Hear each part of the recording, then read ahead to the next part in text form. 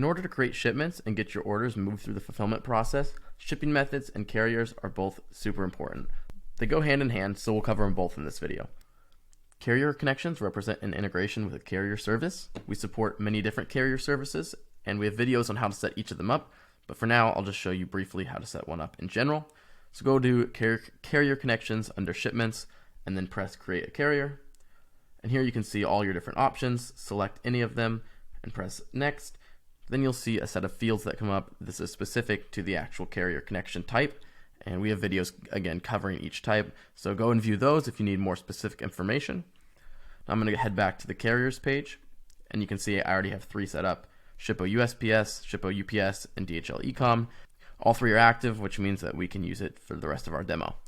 So on the left hand side, right above carrier connections, select shipping methods, and now you'll see the shipping methods page. Shipping methods can come from either marketplaces or be manually created. And a shipping method is a set of rules that allows Warehance to find all the rates that match shipping criteria. So let me show you what that means. If we click into the snowboard man default shipping method, you can see there are no checkboxes selected, and the priority is 1 and max delivery days is 0. So what do each of these fields mean? If a shipping method has a higher priority, then all of the orders that have that shipping method will move through the fulfillment process faster, typically at time of allocation. Max delivery days is the maximum number of business days that is allowed for a shipment to arrive to the customer's door. So for example, if you have a 2-day shipping method, say 2-day premium shipping, then the max delivery days would likely be set to 2. In the case that there is no maximum delivery days and it doesn't matter how long it takes, then set the maximum delivery days to 0, and it'll select the cheapest out of any service level that you have mapped it to.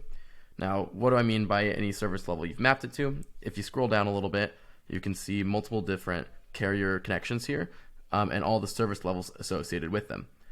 So if I want to rate shop and automatically select rates from any of these service levels, I can do so by selecting the service levels. And let's say I select these 6 service levels from Shippo USPS. Let's say I select a SurePost and ground from UPS, and I'm just selecting random ones, and worldwide from Express. Now, this doesn't really make sense for a specific shipping method, but in this case, what Warehance will do is for each shipment, when at time of shipment creation or when you're rate shopping on the shipping pages, it will take all the service levels that you have selected to shop against, in which case I have selected these 9 different service levels, and it will select the cheapest one available out of all of those that meets your maximum delivery day requirements.